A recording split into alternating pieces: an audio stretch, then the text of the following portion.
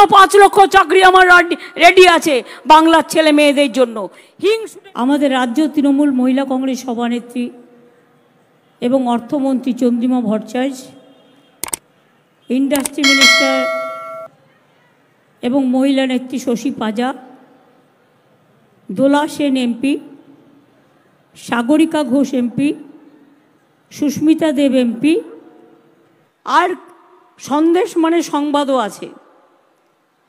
যেভাবে আপনারা কয়েকটা ঘটনা নিয়ে, হতেই পারে হাতের 5টা আঙুল তো সমান নয়, কিছু কিছু জায়গায় অনেক সময় আমাদের নলেজে থাকে না, যদি কোনো কিছু অন্যায় হয়েও থাকে সঙ্গে সঙ্গে আমাদের নলেজে আসলে আমরা সেটা অ্যাকশান নিই। এবং আমি তৃণমূল কংগ্রেস কর্মীদেরও গ্রেপ্তার করতে আমি কখনো কার্পণ্য বোধ করি না। আজকে বিজেপির কাজ একটাই, তৃণমূল কংগ্রেসদের কেস দাও, ইডি লাগাও, সিবিআই লাগাও, জেলে পুরে দাও। লোকে আমায় দেখলে বলে বাবা তোমাদের কলকাতা। বললাম কেন, কি করলো কলকাতা? কলকাতা তো সেফেস্ট সিটি, ইন্টারন্যাশনালি অ্যাক্লেমড, কি হলো? বলছে বাবা যা সব রায় বেরোচ্ছে এ দেখে তো রয়্যাল বেঙ্গল টাইগাররাও পালিয়ে যায় ভয়ে। আমি বললাম কেউ কেউ আছে, কি করবে না, এরা কেউ কেটা। তবে আমি খুশি যে তাদের মুখোশটা বেরিয়ে গেছে, মুখোশটা খুলে পড়েছে, মুখ এবং মুখোশ। আমরা প্রথম থেকে বলছিলাম হাজার হাজার ছাত্রছাত্রীর চাকরি খেয়ে বড় নেতা হয়ে গিয়েছিলেন, প্রতিদিন মিটিং করে বক্তৃতা দিচ্ছে, টিভিতে গিয়ে ইন্টারভিউ করছে। অভিষেককে তো নাম করে করে রোজ গালাগালি দিত।